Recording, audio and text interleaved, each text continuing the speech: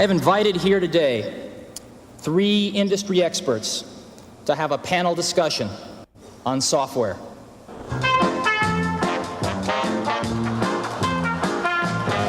And now, ladies and gentlemen, the Macintosh software dating game.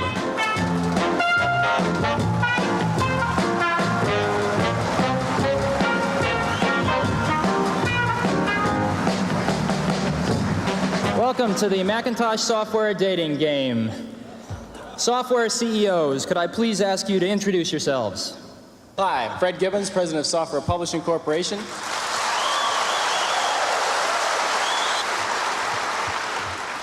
Hi, I'm Mitch Kapor, President of Lotus. We do a product called 123. My name is Bill Gates. I'm Chairman of Microsoft.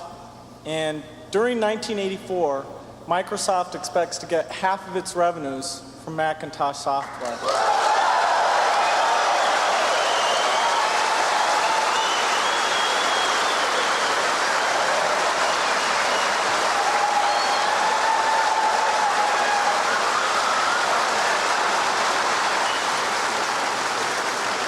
Software magnate number 3. When was your first date with Macintosh? We've been working with the Mac for almost 2 years now, and we put some of our really good people on it. Software CEO number 3. Will Macintosh be the 3rd industry standard? Well, to create a new standard, it takes something that's not just a little bit different. It takes something that's really new and really captures people's imagination. And the Macintosh, of all the machines I've ever seen, is the only one that meets that standard.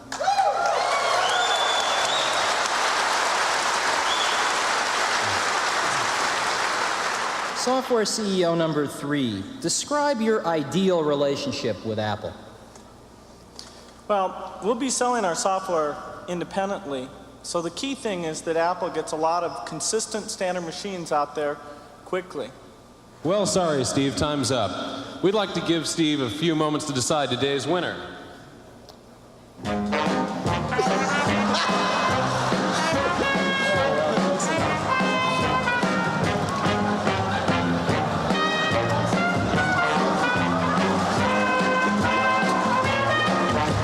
Okay, Steve, who's the winner?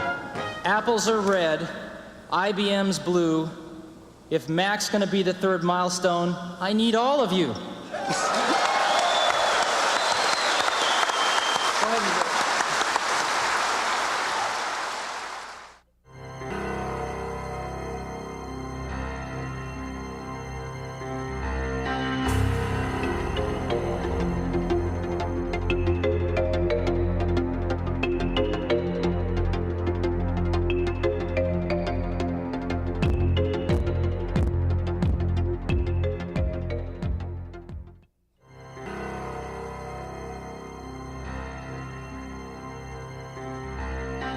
Now, I'd like to talk about meaningful partners. Apple lives in an ecosystem, and it needs help from other partners. It needs to help other partners. And relationships that are destructive don't help anybody in this industry as it is today. So, during the last several weeks, we have looked at some of the relationships, and one has stood out as a relationship that hasn't been going so well, but had the potential, I think, to be great for both companies. The discussions actually began because there were some patent disputes, and rather than, I know. Rather than repeating history, I'm extremely proud of both companies that they have resolved these differences in a very, very professional way. And I happen to have a special guest with me today via satellite downlink. And if we could get him up on the stage right now.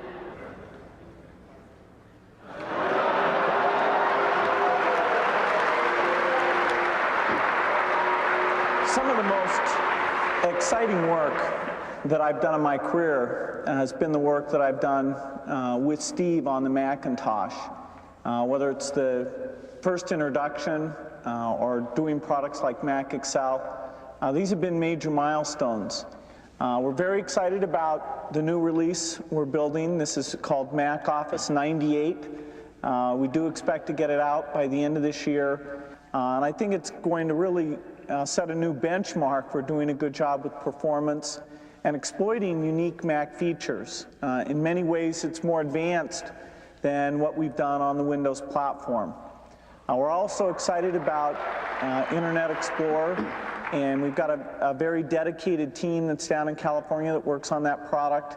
And the code is really specially developed for the Macintosh. It's not just a port of what we've done in the Windows environment. We look forward to the feedback from all of you as we move forward doing more Macintosh software. Thanks.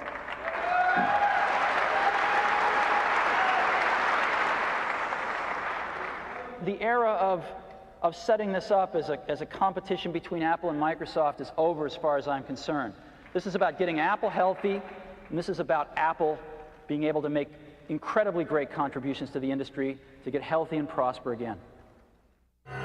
So thank you all for coming. I look forward to hearing the grilling in the chair tonight and in the days to follow.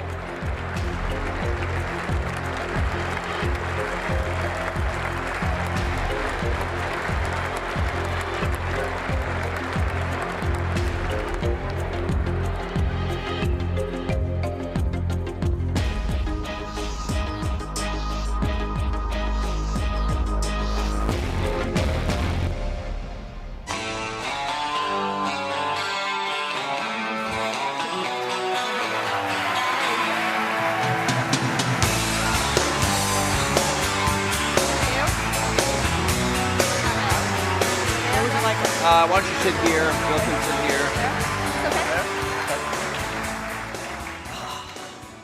Well, thank you. Before we get started, I think there were some pioneers. Of course, we have the pioneers here on stage, but there were some other really important pioneers in the video we just saw, and a couple of them are here in the audience. So, Mitch Kapor, who is a regular at D, could you just stand up and wherever you are? There he is.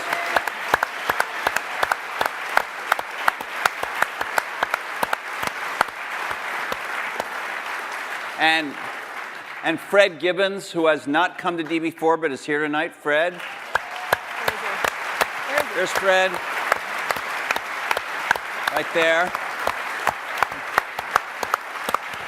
And I don't know if he's in the room, but I do want to recognize our fellow journalist Brent Schlender from Fortune, who did the last, to my knowledge, the last joint interview these guys did. It was not on a stage, but it was a Fortune magazine interview. Brent, I don't know if you're in the room. If you are, can you stand? Maybe he's Oh, way back there. way over there.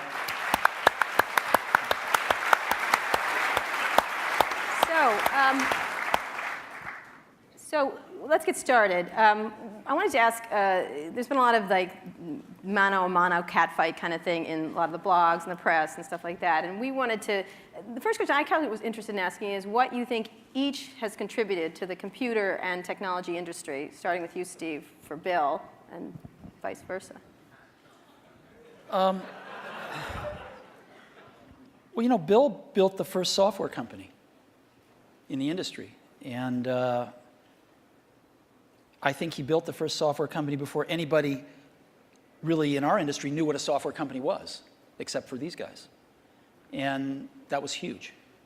That was really huge. And the business model that they ended up pursuing turned out to be the one that worked really well, for the industry. Mm-hmm. So I think, but the biggest thing was Bill was really focused on software before almost anybody else had a clue that it was really the software. That's what I see. I mean, a lot of other things you could say, but that's the high order bit. And I think building a company is really hard. And it requires your greatest persuasive abilities to hire the best people you can and keep them at your company and keep them working, doing the best work of their lives, hopefully. And Bill's been able to stay with it for all these years. So, Bill, how about the contribution of Steve and Apple? Well, first I want to clarify, I'm not fake Steve Jobs.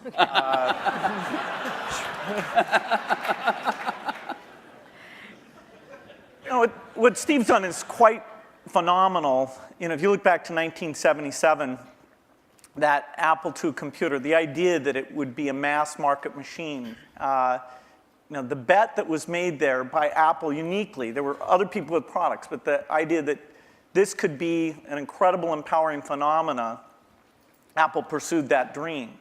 You know, then one of the most fun things we did was the Macintosh, and that was so risky. You know, people may not remember that Apple really bet the company. Lisa hadn't done that well, and you know, some people were saying, okay, that general approach wasn't good. But the team that Steve built, even within the company, to pursue that, even some days it felt a little ahead of its time. I don't remember that Twiggy disk drive. 128K. Yeah. And the Twiggy disk drive, yes. Steve gave a speech once, which is one of my favorites, where he talked about, in a certain sense, we build the products that we want to use ourselves. And you know, so he's really pursued that with incredible taste and elegance that has had a huge impact on the industry. And his ability to always come around and figure out where that next bet should be has been phenomenal. You know, Apple literally was failing when Steve went back and reinfused the innovation and risk-taking that have been phenomenal. So the industry's benefited immensely from his work. We've both been lucky to be part of it, but you know, I'd say he's contributed as much as anyone. Well, we've also both been incredibly lucky to have had great partners that we started the companies with, and we've attracted great people. I mean, so everything that's been done at Microsoft and at Apple has been done by just remarkable people, none of which are sitting up here, you know, today. Well, not us. Well, you're sort of the Not not us. And You're in a way you're the stand-ins for all those other people. in a way we are, in a very tangible way. So Bill mentioned the Apple II in 1977 and 30 years ago, and there were a couple of other computers with which were aimed at the idea that average people might be able to use them. And looking back on it, a really average person might not have been able to use them by today's standards, but it certainly broadened the base of who could use computers. I actually looked at an Apple ad from 1978. It was a print ad that shows you how ancient it was, and it said thousands of people have discovered the Apple computer. Thousands of people. And it also said, you don't want to buy one of these computers where you put a cartridge in. I think that was a reference to one of the Atari or something. I don't know. You want a computer you can write your own programs on. And so the world, and obviously people We had some very strange ads back then. We had one where it was in a kitchen, and there was a woman that looked like the wife, and she was typing in recipes on the computer with the husband looking on approvingly in the back. Yeah. Stuff like that. Yeah, how did that work for you? I don't think well. So, but just think back to, I know that you started Microsoft prior to 1977. I think Apple started the year before in 76. Microsoft in 74 was when we started writing 75. the basic. And then, then we did shipped the basic in 75. Okay. Most people, some people here, but I don't think most people know that there was actually some Microsoft software in that Apple II computer. Do you want to talk about what happened there, or how that occurred? Yeah, there'd been the Altair and a few other companies, actually about 24, that had done various machines. But the 77 group included the PET, TRS-80, Commodore. and the Commodore PET. TRS-80, and the Apple II. The original Apple II BASIC, the integer BASIC, we had nothing to do with. But then there was a floating point one where, and I mostly worked with Woz on that. Let me tell this story. So my partner, we started out with this guy named Steve Wozniak, brilliant guy. He writes this BASIC that is like the best BASIC on the planet. It does stuff that no other BASIC's ever done. You don't have to run it to find your error messages. It finds them when you type it in and stuff. It's perfect in every way, except for one thing, which is it's just fixed point, right? It's not floating point. And so getting a lot of input that people want this basic to be floating point. And like we're begging Woz, please, please make this floating point. Who's we? How many people are in Apple? Well, me. Yeah. We're begging Woz to make this floating point, and he just never does it. You know, and he wrote it by hand on paper. I mean, you know, he didn't have an assembler or anything to write it with. It was all just written on paper, and he'd type it in. He just never got around to making a floating point. Why? Well, this is one of the mysteries of life. I don't know, but he never did. And so, you know, Microsoft had this very popular, really good floating point basic that we ended up going to them and saying, help. And how much was the, I think you were telling us earlier? That was $31,000. That Apple paid you for that. the floating point basic. And I flew out to Apple. I spent 2 days there getting the cassette. The cassette tapes were the main ways that people stored things at the time. Right. And, you know, that was fun. I think the most fun is later when we worked together. Well, what was the most fun? Tell the story about the most fun that was later. And maybe later, not the most fun. Let him talk. I'm teasing. Well, you know, Steve can probably start it better. The team that was assembled there to do the Macintosh was a very committed team. And there was an equivalent team on our side that just got totally focused on this activity. Jeff Harbers, a lot of incredible people. And we really had bet our future because on the Macintosh being successful, and then hopefully graphics interface in general being successful, but first and foremost, the thing that would popularize that being the Macintosh. And so we were working together, the schedules were uncertain, the quality was uncertain, the price. When Steve first came up, it was going to be a lot cheaper computer than it ended up being, but that was fine. So you worked in both places, in both? Well, we were in Seattle, and we fly down there. But Microsoft, if I remember correctly, from what I read, wasn't Microsoft one of the few companies that were allowed to even have a prototype of the Mac at the time? Well, what's interesting, what's hard to remember now is that Microsoft wasn't in the applications business then. They took a big bet on the Mac because this is how they got into the apps business. I mean, Lotus dominated the apps business on the PC back then. Right, we had done just Multiplan, which was a hit on the Apple II. And then Mitch did an incredible job betting on the IBM PC, and 123 came in and, you know, ruled that part of the business. So the question was, what was the next paradigm shift that would allow for an entry? WordPerfect, we had Word, but WordPerfect was by far the strongest in word processing, DBase, and database. And Word was that was a kind of a DOS, a text. All of these products I'm saying were DOS-based products, because Windows wasn't in the picture at the time. Right. That's more in the early 90s that we get to that. And so we made this bet that the paradigm shift would be graphics interface, and in particular that the Macintosh would make that happen with 128K of memory, 22K of which was for the screen buffer, 14K was for the operating system. So it was 14K. Yeah, 14K. Yeah. The original Mac operating system was 14K. 14K that we had to have loaded when our software ran. So when the shell would come up, it had all the 128K. The OS was bigger than 14K. It was in the 20s somewhere. I see. So when we ship these computers now with, you know, a gigabyte, 2 gigabytes of memory, and nobody remembers.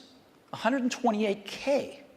I remember that. I remember paying a lot of money for computers with 128K in those days.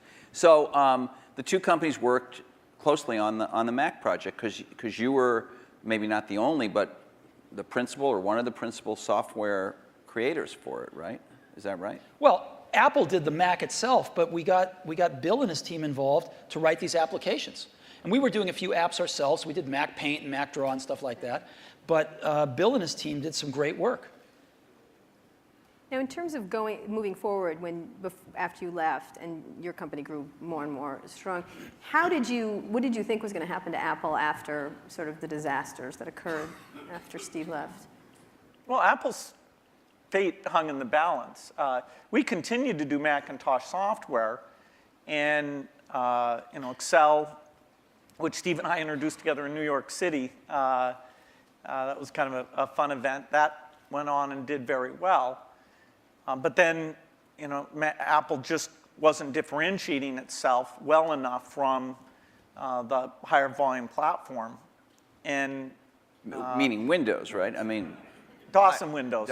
Okay, but especially Windows in the 90s began to take off. By 1995, Windows became popular. The big debate wasn't sort of Mac versus Windows. The big debate was character mode interface versus graphics mode interface. And when the 386 came and we got more memory and the speed was adequate and some development tools came along, that paradigm bet on GUI paid off for everybody who'd gotten in early and said, you know, this is the way that's going to go. But so Apple wasn't able to leverage its products. After the 512K Mac was done, the product line just didn't evolve as fast. Steve wasn't there, as it needed to. And we were actually negotiating a deal to invest and make some commitments and things with Gil Amelio. And no, seriously. And Don't be mean. Don't be mean to him. I'm sorry? Just saying the word Gil Amelio, you can see him just. And so I was calling him up on the weekend and all this stuff. And next thing I knew, Steve called me up and said, don't worry about that negotiation with Gil Amelio. You can just talk to me now. And I said, wow. Gil was a nice guy, but he had a saying. He said, Apple is like a ship with a hole in the bottom, leaking water. And my job is to get the ship pointed in the right direction.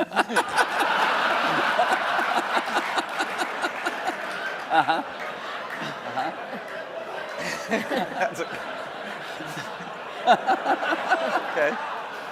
So, and meanwhile, through all this, I mean, I want to get back to the thing we saw in 1997 at Macworld there, but Windows was just going great guns. I mean, Windows 95, to whatever extent earlier versions of Windows had not had all the features, all the GUI stuff that the Mac had, Windows 95 really was an enormous, enormous leap. Yeah, Windows 95 is when graphics interface became mainstream and when the software industry realized, wow, this is the way applications are going to be done.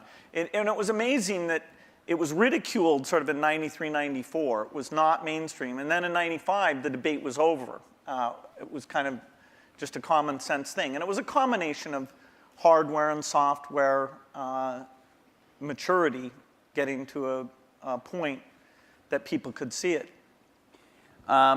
So I don't want to go through every detail, the whole history of how you came back, but Thank you. You had, but you in that video we all saw, you said you had decided that it was destructive to have this competition with Microsoft. Now, obviously, Apple was in a lot of trouble, and I presume that there was some tactical or strategic reason for that, as well as just wanting to be a nice guy, right? I mean, you know, Apple was in very serious trouble, and what was really clear was that if the game was a zero-sum game where for Apple to win, Microsoft had to lose, then Apple was going to lose.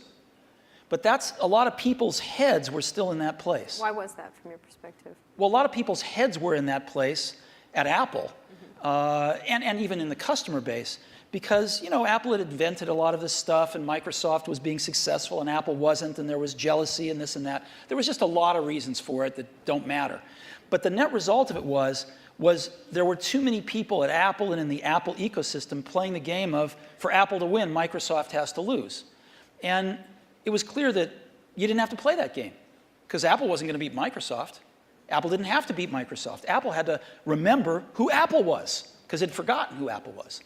And so to me, it was pretty essential to break that paradigm. And it was also important that, you know, Microsoft was the biggest software developer outside of Apple developing for the Mac. And so, you know, it was just crazy what was happening at that time. And Apple was very weak. And so I called Bill up, and we tried to patch things up. Yeah, and since that time, we've had a team that's fairly dedicated to doing the Mac applications. And they've always been treated kind of in a unique way so that they can have a pretty special relationship with Apple. And that's worked out very well. In fact, every couple years or so, there's been something new that we've been able to do on the Mac. And we have it's a great business for us. And it's actually, the relationship between the Mac development team at Microsoft and Apple is a great relationship. It's one of our best developer relationships. And do you look at yourself as rivals now today as the landscape has evolved? And we'll talk about the internet landscape and everything else and other companies that have come forward. But how do you look at yourselves in this landscape today. Because you are competitors in certain ways, We which watch is the commercials. American way, we right? watch the commercials. And you get annoyed at each other from Although time you know to what? time. I have to confess, I like PC Guy better. Yeah, he's great. I like him. You know, the art of those Yes, sir. commercials is not to be mean, but it's actually for the guys to like each other.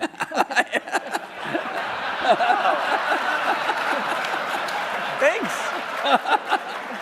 PC Guy is great. I like He's got a big heart. His mother loves him. His mother loves I'm him. telling you. I like PC Guy totally much better. Wow. I do. I don't know why. He's endearing. The other guy's a PC Guy is what jackass. makes it all work, actually. Yeah. All right. It's worth thinking about. So how do you look at yourselves? Let me just ask you, Bill. Obviously, Microsoft is a much larger company. You're in many more markets, many more types of products than Apple is. When you were running the company, or when Steve Ballmer is running the company, you think obviously about Google. You think about, I don't know, Linux in the enterprise. You think about lots of, Sony in the game area. How often is Apple on your radar screen at Microsoft in a business sense? Well, they're on the radar screen as an opportunity, and in a few cases like the Zune, that if you go over to that group, they think of Apple as a competitor. They love the fact that Apple's created a gigantic market, and they're going to try and come in and contribute something to that. And we love them because they're all customers.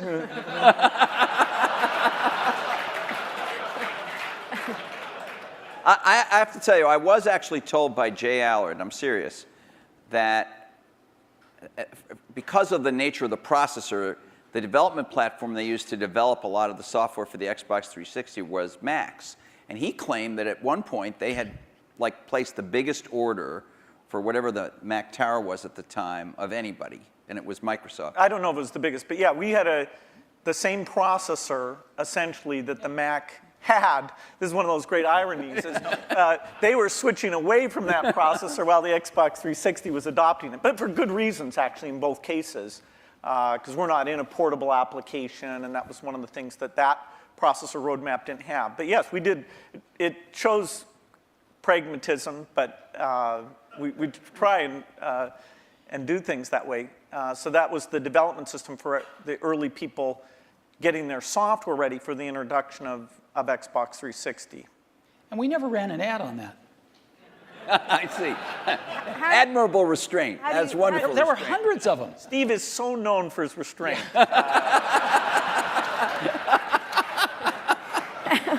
How do you look at Microsoft from an Apple perspective? I mean, you compete in computers and you could say you don't compete, the era of destructive whatever whatever you said in 1997, but you think you're consciously aware of what they're doing with Windows. You followed Vista closely, I think.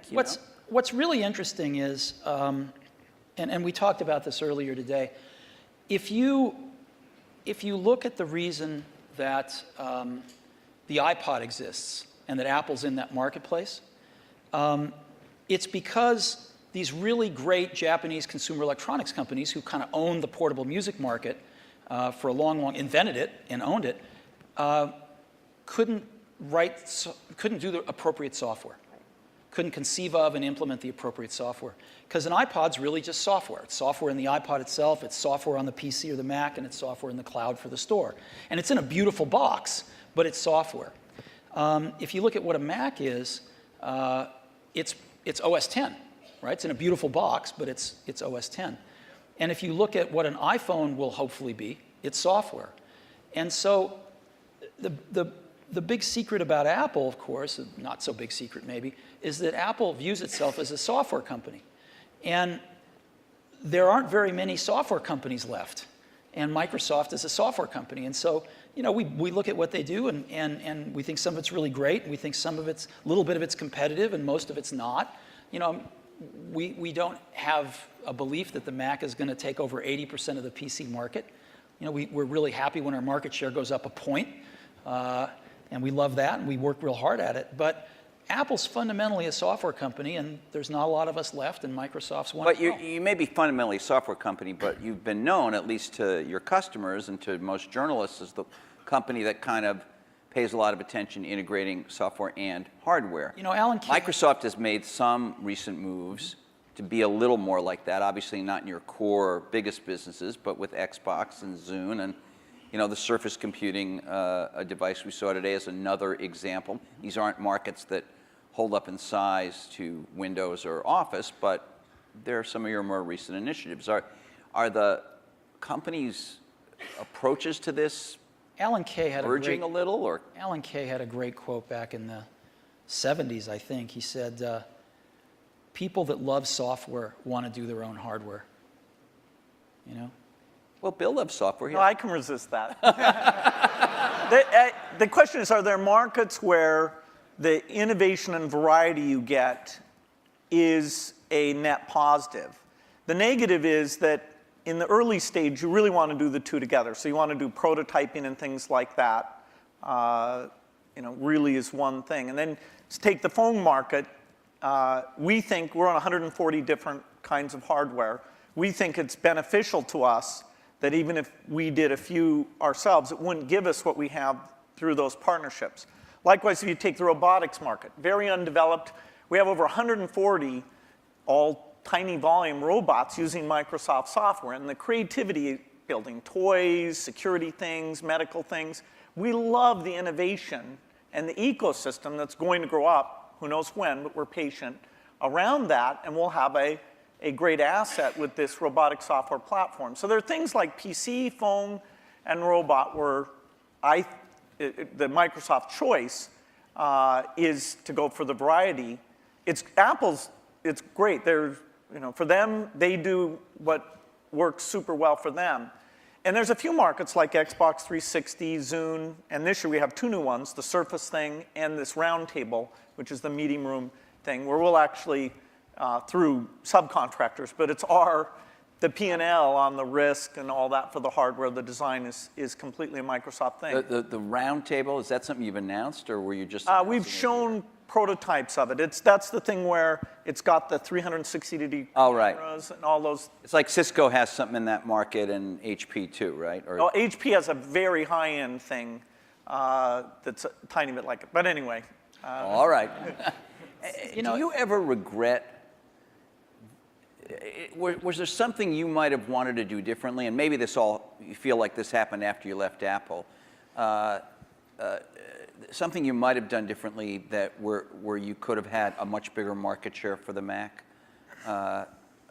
Well, before I answer that, let me make a comment on Bill's answer there, which is, it's very interesting in the consumer market and the enterprise market. They're very different spaces.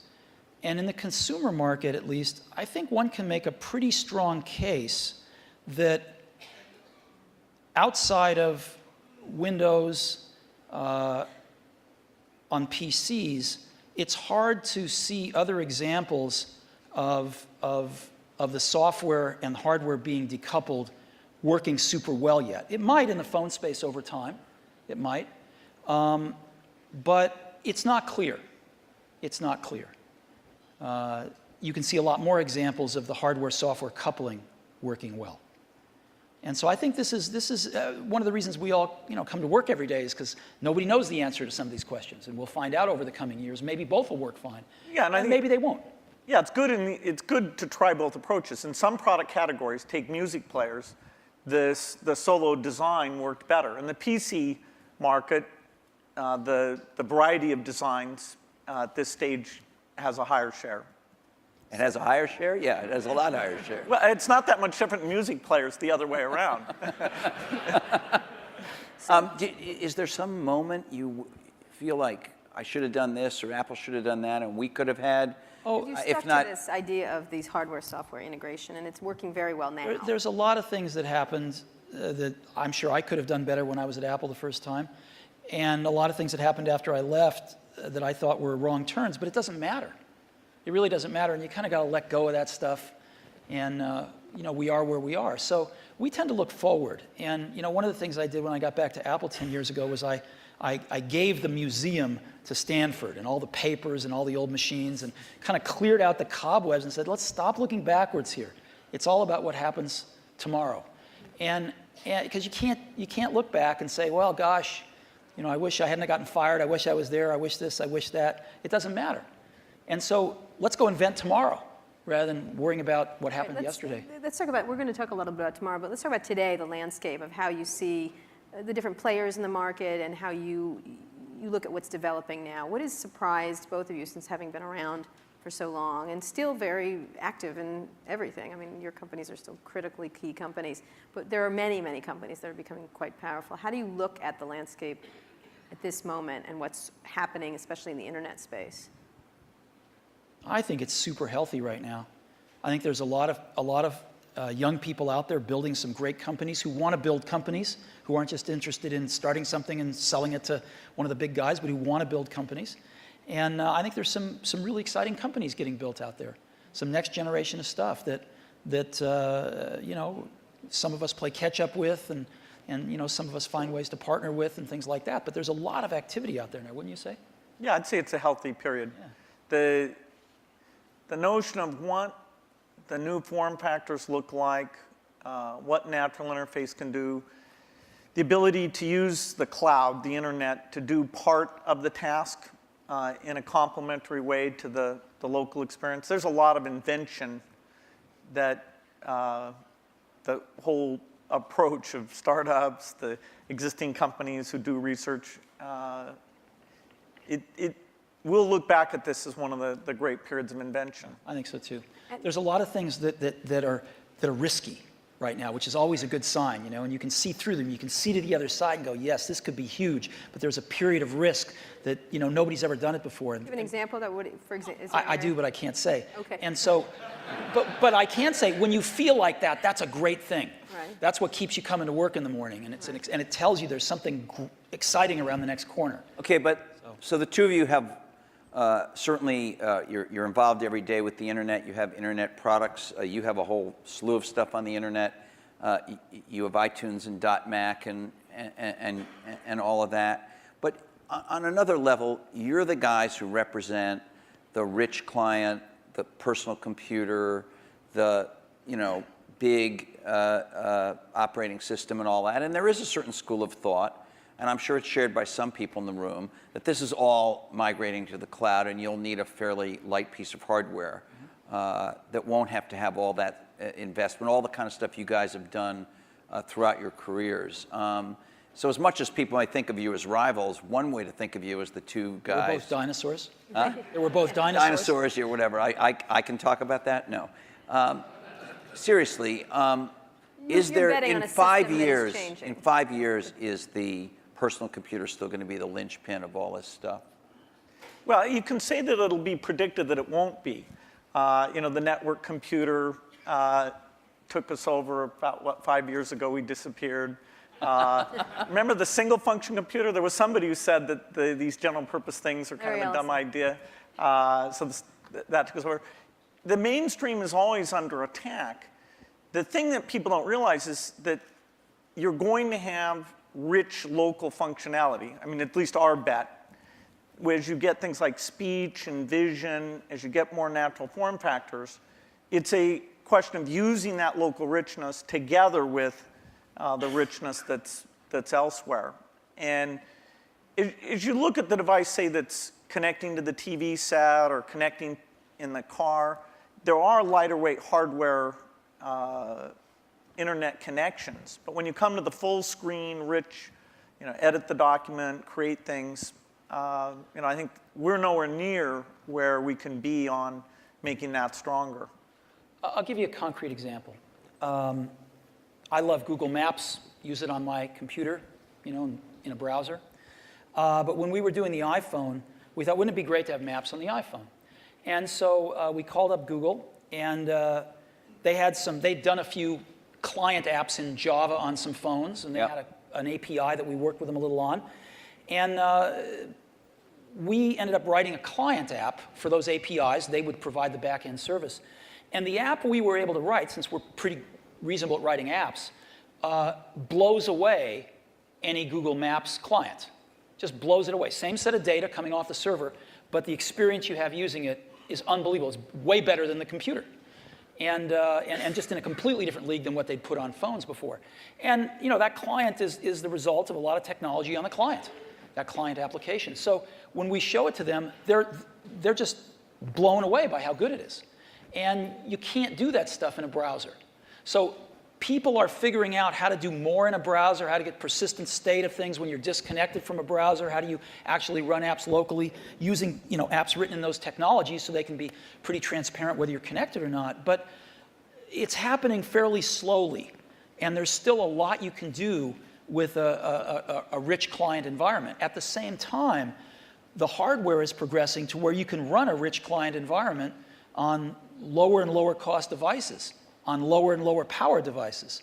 And so there's some pretty cool things you can do with clients. So okay, so you're saying rich clients still matter, but maybe I misunderstood you, but your example was about a rich client that is not a personal computer as we have thought of a personal computer. What I'm trying to say is I think the marriage of some really great client apps with some really great cloud services is incredibly powerful, and right now can be way more powerful than just having a browser on the client. You're talking about a software company being a software and services company rather than a... I'm saying the marriage of these services plus a more sophisticated client is a very powerful marriage. Bill, architecturally, the question is, do you run just in the cloud and all you have down locally is the browser?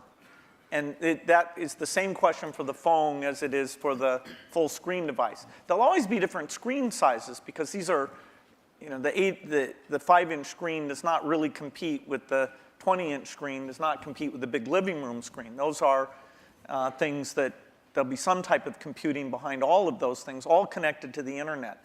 But the idea that locally you have the responsiveness of immediate interaction without the latency or bandwidth limitations that you get if you try and do it all behind, that's what leads to the right balance. What does that device look like in 5 years? What would be your principal device? Is there one or? Is it a, I think you use, I could be wrong, I think you carry a tablet. Right. Right. Which has not necessarily stormed the world yet. Yeah, this is like Windows 1992. I think. That is, I'm unrepentant on my belief. Okay, but to go back to Kara's point, what would you each imagine that you would carry as your principal, let's say, thing to do? I mean, the Jeff web Hawkins showed a very lightweight email device and all that kind of stuff. Yeah, I don't know if you guys saw, but Jeff Hawkins showed a Linux-based, a very small, I think he called it a companion to a smartphone today. A phone companion. It sounded a little naughty, frankly. It doesn't matter, you weren't there, but what would you think you each would be? I assume you carry a tablet PC. I don't know what brand it is. Maybe you change them up. I don't know. You obviously carry a MacBook Pro, I would guess, or a MacBook. Yeah, well, and an iPhone. And an iPhone. You have one? I do. Right here? Yes. Well, he has one. He took it out before. Really? Sorry. He flashed his iPhone earlier today. Anyway, go ahead. So what is your device? What would you say the device what's your you device should in be 5 carrying? years that you rely on the most? I don't think you'll have one device. I think you'll have a full screen device that you can carry around, and you'll do dramatically more reading off of that. Yeah, I mean, I believe in the tablet form factor. I think you'll have voice. I think you'll have ink. You'll have some way of having a hardware keyboard and some settings for that. And then you'll have the device that fits in your pocket, which the whole notion of how much function should you combine in there. There's navigation computers, there's media, there's phone. Technology is letting us put more things in there, but then again, you really want to tune it so people know what they expect. So there's quite a bit of experimentation in that pocket-sized device. But I think those are natural form factors, and that we'll have the evolution of the portable machine and the evolution of the phone will both be extremely high volume, complementary. That is, if you own one, you're more likely to own the other.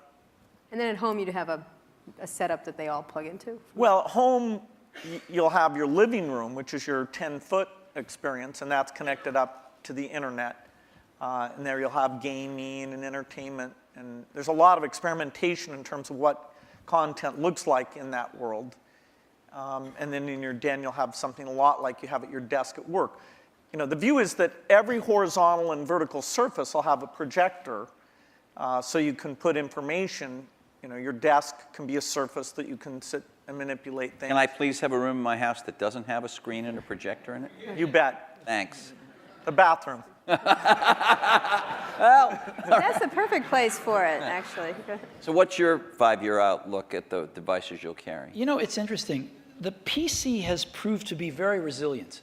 Because as Bill said earlier, I mean, the death of the PC has been predicted every few years. And here, when you're saying PC, you mean personal computer in general, not just Windows PCs. I mean personal computer Yeah. in general. Okay. And you know, there was the age of productivity, if you will, you know, the spreadsheets and word processors, and that kind of got the whole industry moving. And it kind of plateaued for a while, was getting a little stale, and then the internet came along, right?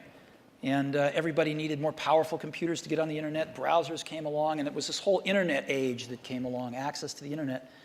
And then some number of years ago, you could start to see that the PC, that was taken for granted, things had kind of plateaued a little bit, and innovation-wise at least. And then I think this whole notion of the PC, we called it the digital hub, but you can call it anything you want, sort of the multimedia center of the house, started to take off with digital cameras and digital camcorders and sharing things over the internet and kind of needing a repository for all that stuff. And it was reborn again as sort of the hub of your digital life. And you can sort of see that there's something starting again. It's not clear exactly what it is, but it will be the PC maybe used a little more tightly coupled with some back-end internet services and some things like that. And of course, PCs are going mobile in an ever greater degree. So I think the PC is going to continue, this general purpose device is going to continue to be with us and morph with us, whether it's a tablet or a notebook or a big curved desktop that you have at your house or whatever it might be. So I think that'll be something that most people have, at least in this society. In others, maybe not, but certainly in this one.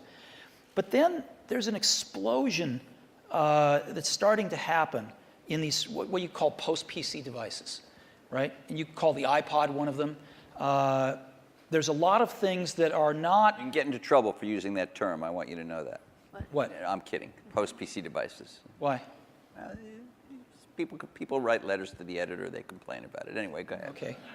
Well, anyway, I think there's just a category of devices that aren't as general purpose, they're really more focused on specific functions, whether they're phones or iPods or Zunes or what have you.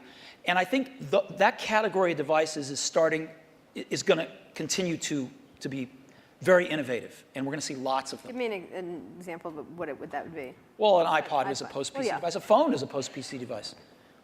Is the iPhone and are some of these other smartphones, and I know you believe that the iPhone is much better than these other smartphones at the moment, but are these things, aren't they really just computers in a different form factor? I mean, when you say we use the word phone, it sounds like... We're getting to the point where everything's a computer in a different form factor. So what? Right? So what if it's built with a computer inside it? It doesn't matter. It's what is it? How do you use it? How does the consumer approach it? And so who cares what's inside it anymore? So what are the core functions of the device formerly known as the cell phone, whatever we want to call it, the pocket device? What would you say the core functions? Like 5 years out, what are the core functions of that pocket device? How quickly all these things that have been somewhat specialized, the navigation device, the digital wallet, the phone, the camera, the video camera, how quickly those all come together, it's hard to chart out. But eventually, you'll be able to make something that has the capability to do every one of those things. And yet, given the small size, you still won't want to edit your homework or edit a movie on the screen of that size. And so you'll have something else that lets you do the reading and editing and those things. Now, if we could ever get a screen that would just roll out like a scroll, then you might be able to have the device that did everything. Well, in the very first D conference, we had these guys from E-Ink here. Yeah. I'm sure you've both talked to them. They were talking about that. That was 5 years ago. It's always 5 years out. Do you? Yes, we can't. There's some advances in projection technology that are more likely deliberate, I think, than the flexible material guys. But it's not even on the horizon, no matter which of the two approaches Any kind our of percentage. quality. We have some Microsoft research people who work on that, and there's a lot of investment, but it's at least in the 5-year time frame. You, 5 years from now, what's going to be on that pocket device? I don't know. And the reason I don't know is because I wouldn't have thought that there would have been maps on it 5 years ago. But something comes along, gets really popular, people love it, get used to it, you want it on there. So people are inventing things constantly, and I think the art of it is balancing what's on there and what's not on there, is the editing function. And clearly, most things you carry with you are communications devices. You want to do some entertainment with them as well, but they're primarily communications devices, and that's what they're going to be. Outside of the computing area, what are the exciting areas in the internet space at all that you're looking at that you find that's interesting to each of your companies and in general for you? Any kind of social networking, any kind of the wikis, those kind of things we've talked about in the past couple of, today, essentially.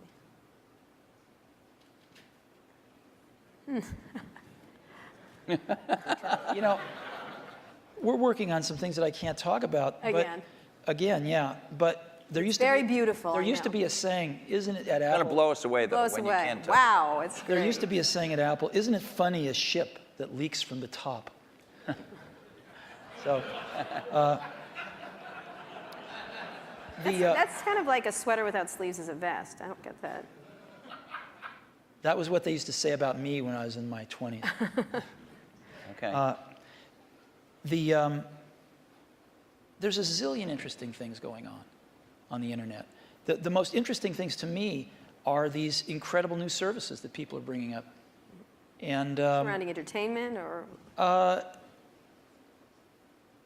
There's a lot of them surrounding entertainment, but there's a lot of them that have to do with just sort of figuring out how to navigate through life a little more efficiently.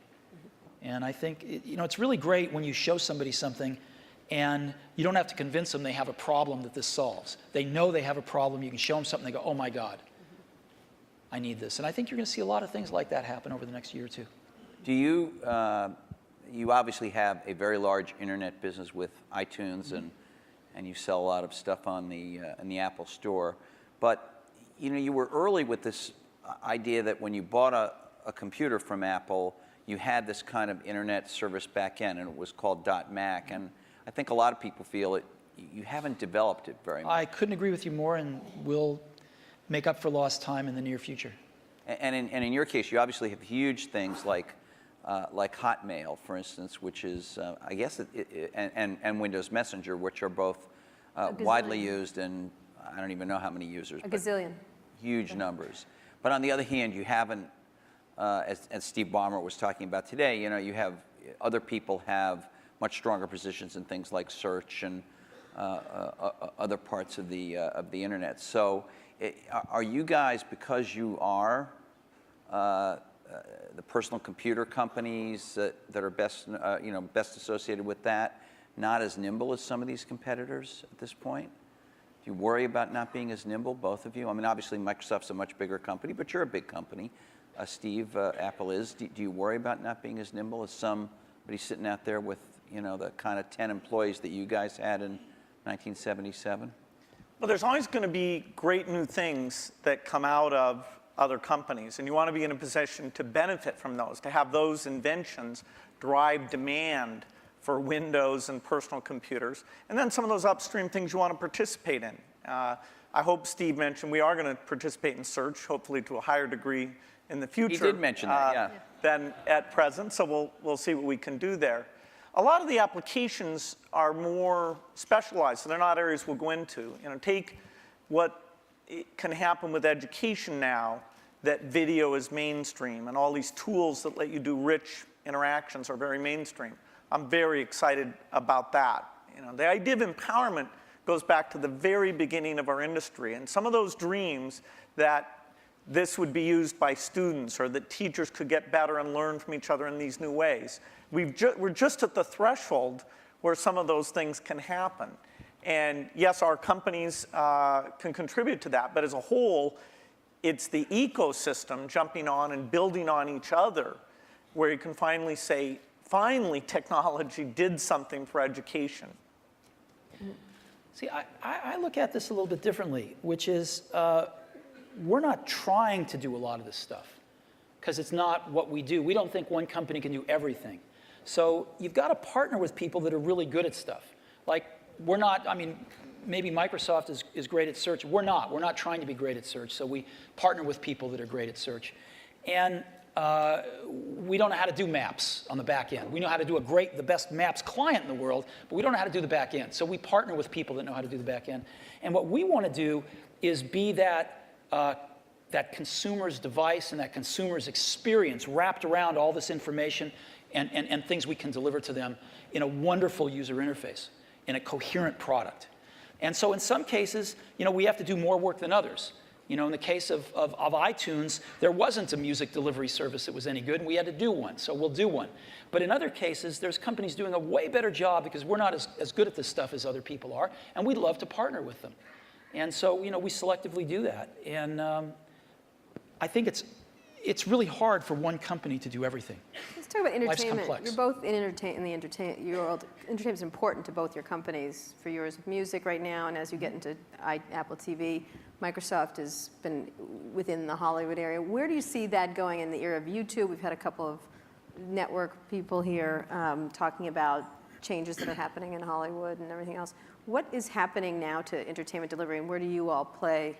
Because you'll be the delivery mechanism in one way or the other for most people. Well, the big milestone is where the delivery platform is the internet. And so you bring the richness and the interactivity. I think you can get a little bit of a glimpse of the future of TV more from looking at community type things like Xbox Live, where people are talking to each other, finding friends, watching things together, talking about those things. That, as you map that onto genres like educational shows or sports shows or watching the Olympics or the elections, that ability to navigate becomes very, very powerful. And we're not an entertainment company. Yes, we do Halo, which is this big video game, but by and large, we're a platform. And so it's the tough software things, whether it's the speech or the ink or the deep graphics, that's where things that take 10 years to get done, the IPTV stuff, the foundation there, it took 10 years to get it done. Now it's finally coming to fruition, and we have people like AT&T betting their company on putting that together. So we're just at the start of having a scale entertainment delivery vehicle both through PCs, unfortunately not connected up to the TV set in most cases, but that's a point of innovation. And now things like IPTV and Xbox that are connected up in the living room. Steve, you were today, Bill, you weren't here, but Steve showed a new function of Apple TV that brings YouTube directly to the TV. Is there going to be more of that from you? Do you see yourself, the way Bill says, as an enabler of entertainment? Or, well, putting aside your Disney role, but your Apple role. I think people want to enjoy their entertainment when they want it and how they want it, on the device that they want it on. So ultimately, that's going to drive the entertainment companies into all sorts of different business models. And that's a good thing. If you're a content company, that's a great thing. More people wanting to enjoy your content more often in more different ways, that's why you're in business. But the transitions are hard sometimes. And the music industry, it turned out that the internet got fast enough to download songs pretty easily. There was no legal alternatives, and maybe they made some bad choices in how they reacted to that. But they're still trying to make the transition to a very different way of doing business or ways of doing business while they're under attack from piracy. And we can all highlight some of the mistakes that have been made, but still it's a tough job. And Hollywood, I think, has watched what's happened in music, learned some things to do, some things not to do. But they're still trying to map this out. How do they make some of these transitions, some new business models, different platforms, allowing their customers way more freedom on when they want to watch stuff and how they want to watch it. And I think there's a tremendous amount of experimentation and thought going on that's going to be good. That's going to be really good if you're a content owner. Can I ask about the user interface of the personal computer for a minute? Vista has just come out, which is your best version of Windows you've done, has some UI improvements in it. You're about to do yet another version of the Mac OS called Leopard in the fall, which, from what you've shown publicly, at least so far, has some improvements. But fundamentally, these are still the kind of file icon, folder icon, drop-down menu. I know I'm minimizing. There's a lot of other things. There's gadgets and widgets and all kinds of other cool things in there now. But you can see that it's still all built on what you started with, what Xerox did research on. Is there in the offing in the next 4 or 5 years, is it possible there's a new paradigm for organizing the user interface of the personal computer? Let's leave cell phones and things out for a minute, but just the personal computer, Bill. One of the things that's been anticipated for a long time is when 3D comes into that interface. And there was a lot of experimentation, sites on the internet where you'd kind of walk around and meet people. But in fact, the richness, the speed, it just didn't sustain itself. Now we're starting to see with some of the mapping stuff, a few of the sites, that the quality of that graphics, the tools and things are getting to the point where 3D can really come in. So I definitely say that when you go to a store, bookstore, you'll be able to see the books lined up, the way you might be interested in, or lined up the way they are in the real store. So 3D is a way of organizing things, particularly as we're getting much more media information on the computer, a lot more choices, a lot more navigation than we've ever had before. And we can take that into this communications world where the PC is playing a much more central role, kind of taking over what was the PBX, sort of one of the last mainframes in the business environment. That'll be a big change that'll come to it. And as we get natural input, that'll cause a change. And what about this multi-touch stuff? It's really interesting. Obviously, Steve showed some of it on the iPhone when he introduced the iPhone.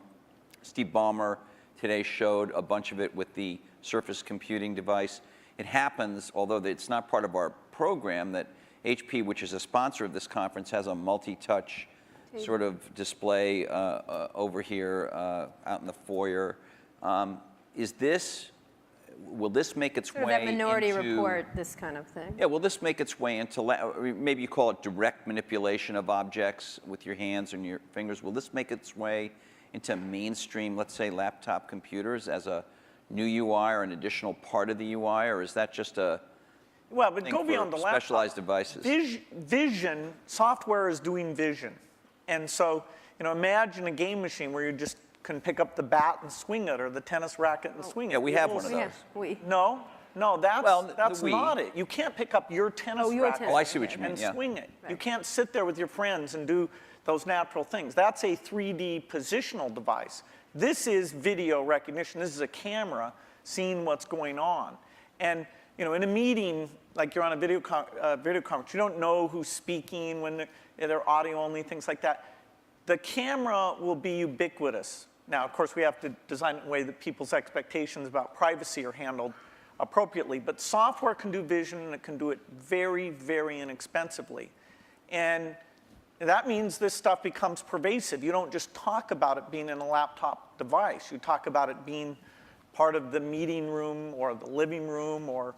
But on the laptop, the way that, and maybe I'm wrong, maybe this is what we have is great and we don't need any new big radical change. But when I turn on my laptop, whether it's my Vista laptop or my Mac laptop, it's there have been improvements, but it's a lot like it was 10 years ago. It's much better. The graphics are better and all that. You talked about that radical change. You have the mouse. For both your companies. You have the icons you move around. You have and you talked about what a big gamble it was in '84 to do that and then follow on with Windows.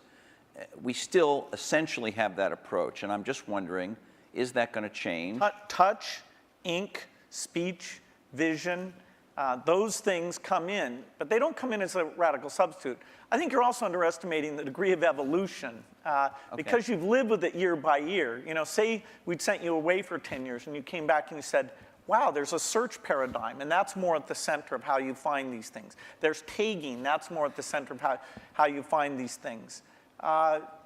There's the evolution is a very good thing. In fact, even in that evolution, the stuff we did with Office, there's this balance you strike where when you make a change, in that case the ribbon, you're going to have some users who feel like, oh, geez, I have to spend a little bit time to be brought along to that. But there has been good evolution. But these natural interface things are the revolutionary change, and they'll be very revolutionary. That together with the 3D that I talked about. Steve? I know you're working on something. It's going to be beautiful. We'll see it soon. Yeah, and you can't talk about it, but Bill discusses all his secret plans. You don't discuss any of them. I know. It's not fair, but it's, I think the question is a very simple one, which is how much of the really revolutionary things people are going to do in the next 5 years are done on the PCs, or how much of it is really focused on the post-PC devices. And there's a real temptation to focus it on the post-PC devices because it's a clean slate, and because there are more focused devices, and because they don't have the legacy of these zillions of apps that have to run in zillions of markets. And so I think there's going to be tremendous revolution in the experiences of the post-PC devices. And the question is how much to do in the PCs. And I'm sure Microsoft is. We're working on some really cool stuff, but some of it has to be tempered a little bit because you do have, these tens of millions in our case, or hundreds of millions in Bill's case, users that are familiar with something that, they don't want a car with 6 wheels. They like the car with 4 wheels. They don't want to drive with a joystick. They like the steering wheel. And so, you have to, as Bill was saying, in some cases you have to augment what exists there, and in some cases you can replace things. But I think the radical rethinking of things is going to happen in a lot of these post-PC devices. I'm going to ask a more personal question. We have just a minute before we're going to open up for questions. What's the greatest, I'm not going to call this the Barbara Walters moment and ask you what tree you'd like to be, but You would love to be Barbara Walters, let me just tell you. No, I would not. What's the greatest misunderstanding? Ding, right. But thank you, Steve. About your relationship. I mean, you're obviously going to go down in history as history books already said kind of thing. But what's the greatest misunderstanding between you and your relationship and about each other? What would you say would be this idea of catfight, this idea of which one of the many? We've kept our marriage secret for over a decade now. Canada, that trip to Canada. Mm-hmm.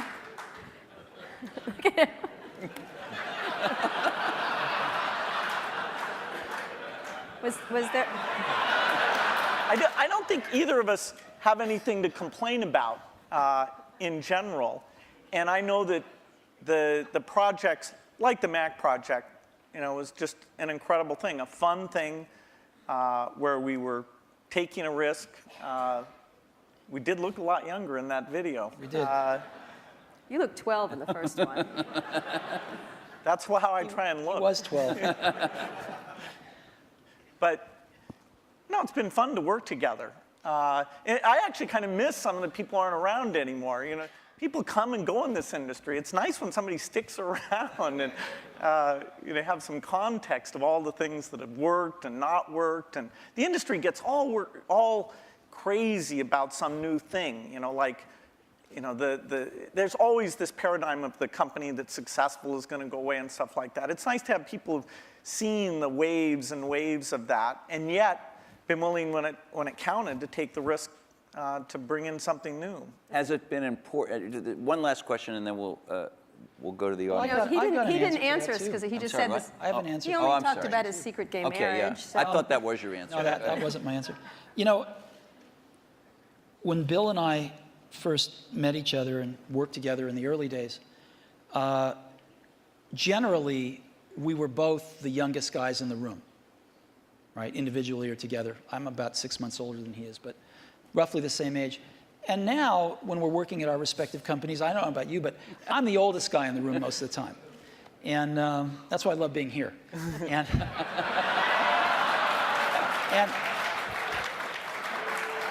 so happy to oblige. Happy to oblige. And you know, I think of most things in life as either a Bob Dylan or a Beatles song. But there's that one line in that one Beatles song, you and I have memories longer than the road that stretches out ahead. And that's clearly true here. Well, you know what? I think we should end it there. Let's just end it there. I'm gonna have a little tear right here. Thank you.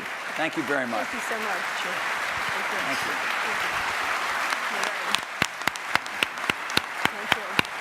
We're going to ask you questions. Can we get to sit down? Sit down. Oh, standing O. Thanks. Have we ever had a standing O here? No. I don't know. The toilet. No.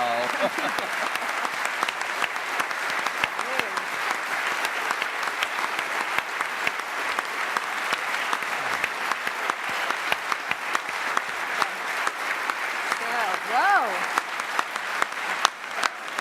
You handled this pretty well. Very good. Great. Wow. Okay, so some audience questions. Questions. Can we have the lights? Roger Mackey Roger. from Elevation Partners. Hey guys, that was incredible. Thank you very much. We've got a big election coming up next year. I'm curious if there are any issues that you see in Silicon Valley that we all ought to be focused on communicating effectively to the next potential president of the United States. That is any common ground that we share, because it's weird. You don't actually hear any issues that people are talking about right now. And I'm curious if you guys have any in mind.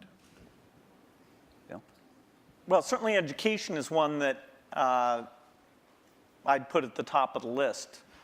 Are there technological solutions right now that they could do something about, or is that just sort of like the... No,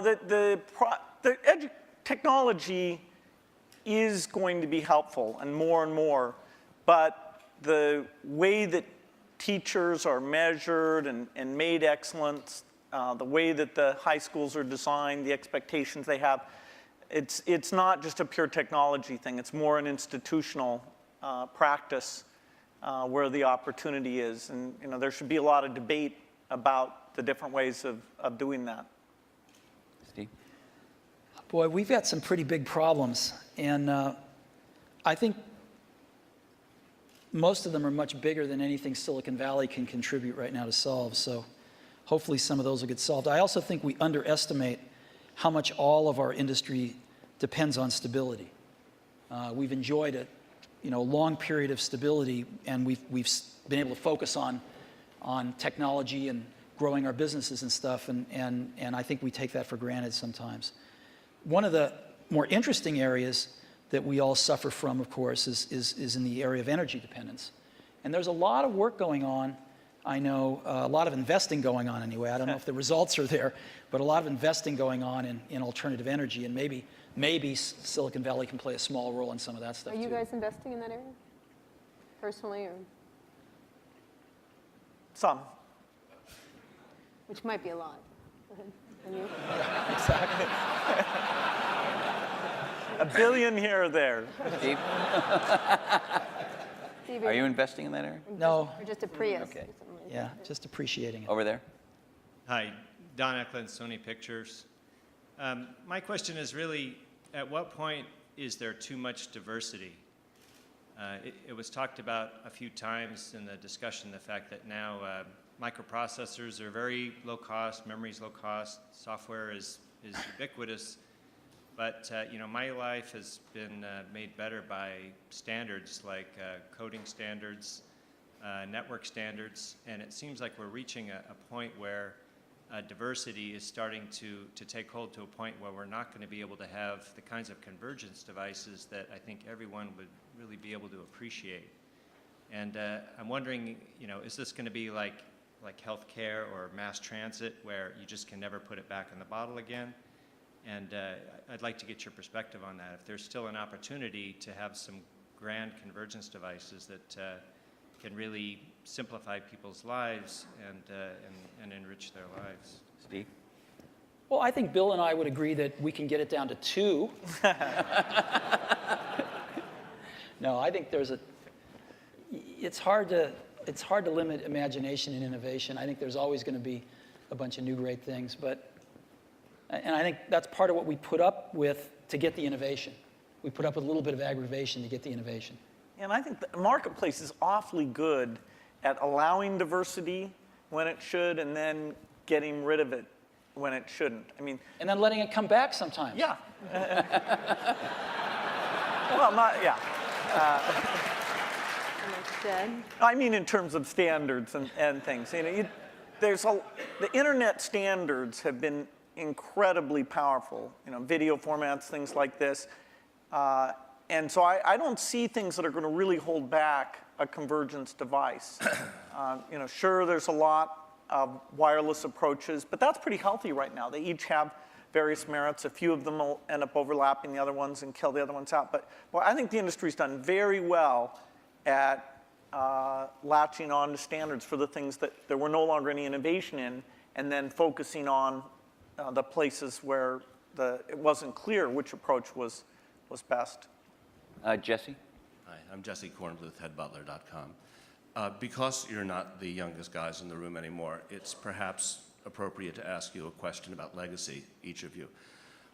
Bill, even your harshest critic would have to admit that your philanthropy work is, you know, planet-shaking, incredible, and could be, if you make it, a second act so amazing that it would dwarf what you've actually done at Microsoft.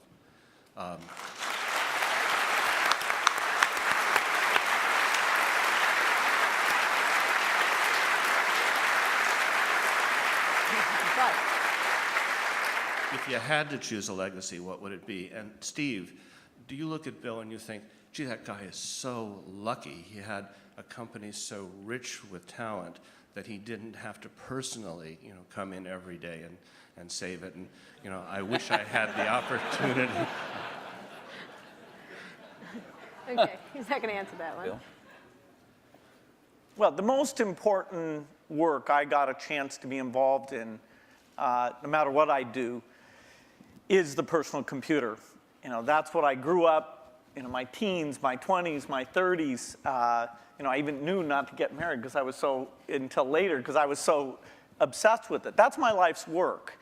And it's lucky for me that some of the skills and resources, but I'd put skills first, that I was able to develop through those experiences can be applied to the benefit of the people who haven't had technology, including medicine, working for them. So it's an incredible blessing to have two things like that. But the thing that if you look inside my brain, it's filled with software and, you know, the magic of software and a belief in software.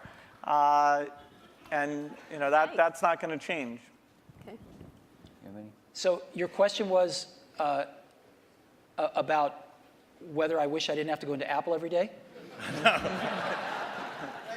No, if you envy Bill a bit, this second act that he has. Oh, no, I think it's I think the world's do anything else. I think the world's a better place because Bill realized that his goal isn't to be the richest guy in the cemetery, right?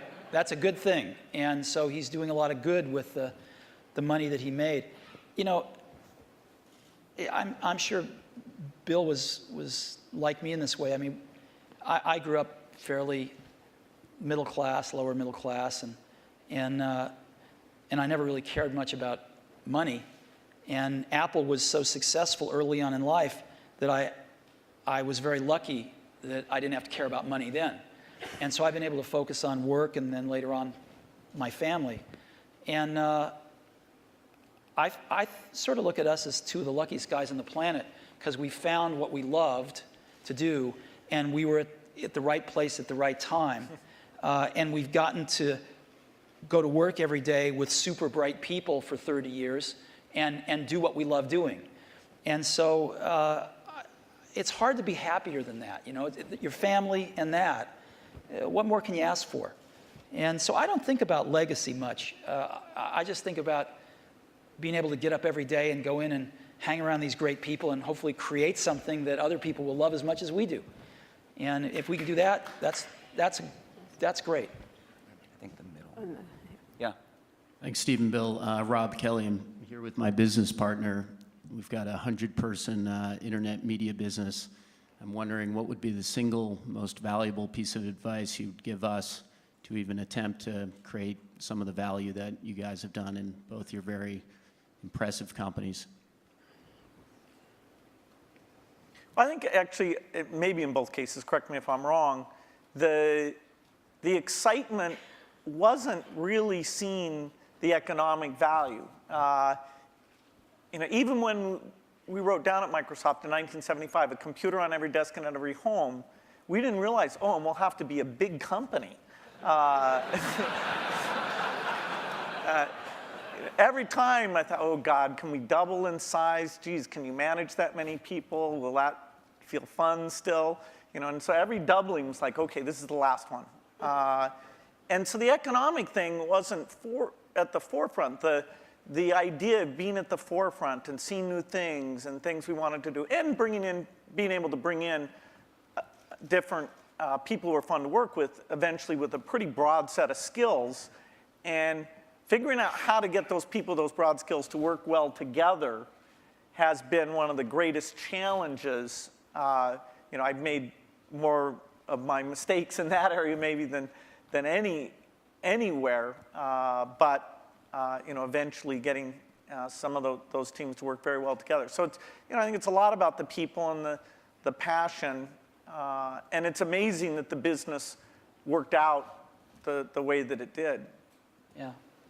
People say you have to have a lot of passion for what you're doing, and it's totally true. And the reason is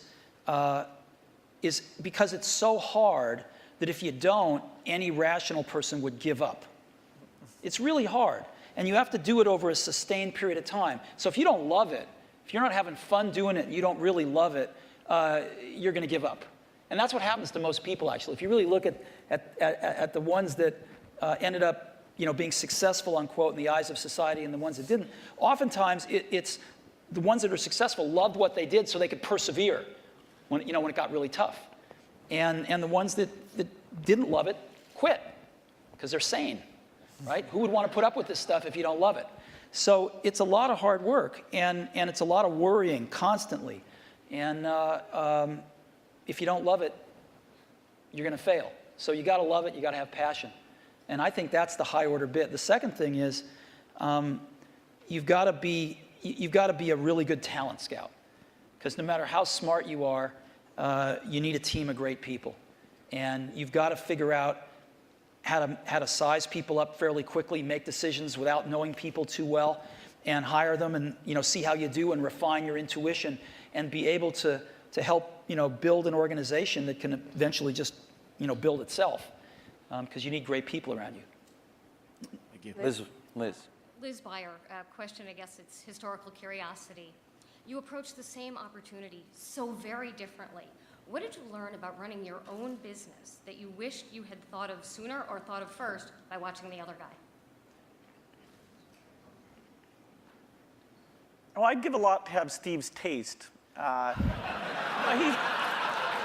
He has natural, not a joke at all. I think in terms of intuitive taste, both for people and products. We sat in Mac product reviews where there were questions about software choices, how things would be done, that I viewed as an engineering question, and that's just how my mind works. And I'd see Steve make the decision based on a sense of people and product that it's even hard for me to explain. The way he does things, it's just different. And I think it's magical. And in that case, wow.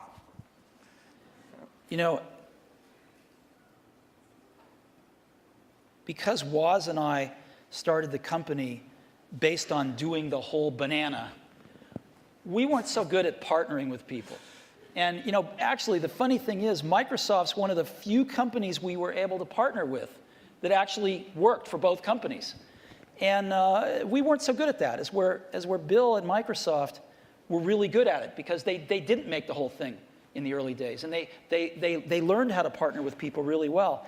And I think if Apple could have had a little more of that in its DNA, it would have served it extremely well.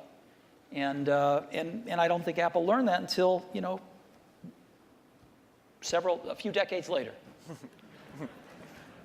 Last question. Oh, is there? This over here. I'm sorry, over here. Yeah, hi, Charlie Brenner from Fidelity Investments. In our financial services industry, we are focusing very strongly on aging and retiring baby boomers, a huge demographic. We're not that old yet. No, I wasn't. The question is different from what it sounds like it's going to be.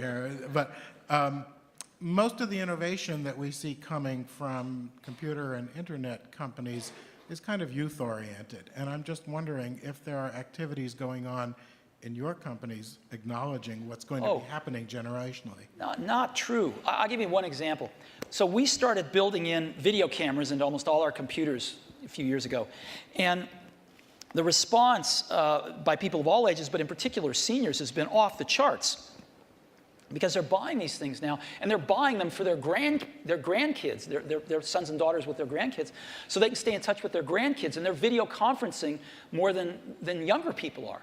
And it's incredible what this has done. So that's just one simple example, but there's like dozens of them that have clicked with seniors that are living independently that want to stay in touch with extended families and do other things like that. Yeah, I think that it's a very good point when you look at the size of the market. And that's partly why it's great that there are all these companies out there who can see, okay, what would you do for seniors? I think natural user interface is particularly applicable here because the keyboard, we're sort of warped in that we grew up using the keyboard, and so it's extremely natural to us. But things like, and that's partly why when we showed the Surface computer, I showed it privately to a bunch of CEOs a couple weeks ago. I was kind of stunned by how blown away they were. But their ease of navigation is just not the same. And when they saw that, the idea that they could organize their photo album, it meant more to them than it did to me. I'll give you another example. We've got a little shy of 200 retail stores now. And one of the things the stores are doing is personal training now. It's called one-to-one. And we are up to now a run rate of 1 million personal training sessions. They last an hour per year. 1 million per year. You only started a little while ago, right? Yeah. We started about a year ago. And we're up to 1 million training sessions a year run rate now. And a lot of those folks, some of them anyway, many of them are seniors. And they're coming in and they're spending an hour learning how to use Office, and they're spending an hour learning how to video conference. And they can basically come in as much as they want, and they can schedule these things throughout a year, and they pay $99, I think, a year for it. And it's been great. Last question. Now the last question over there. We all share a common science fiction experience of the metaverse or the Matrix, where we all could communicate without being in the same place. And by the way, thank you both for providing us the best platform so far to go to chat rooms or to all go to a MySpace. It's a far cry from these things that we see on Star Trek or the holodeck. What kinds of things can you imagine that are partway there that could be much better than the 3-window iChat that we might see in the next 5 or 10 years? Well, I don't think Steve's going to announce his transporter. I want Star Trek. Just give me Star Trek. No, I think short of the transporter, most things you see in science fiction are, in the next decade, the kinds of things you'll see. The virtual presence, the virtual world that both represents what's going on in the real world and represents whatever people are interested in. This movement in space is a way of interacting with the machine.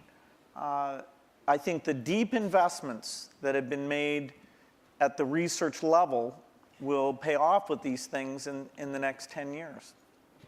Steve? I don't know. And that's what makes it exciting to go into work every day. Because there's, as we talked about earlier, this is an extraordinarily exciting time in the industry. And lots of new stuff happening. So, I can't even begin to think of what it's going to be like 10 years from now. Great. Thank you so much. No, thank you so much. Thank you so much. It was great. Appreciate it. It was really good.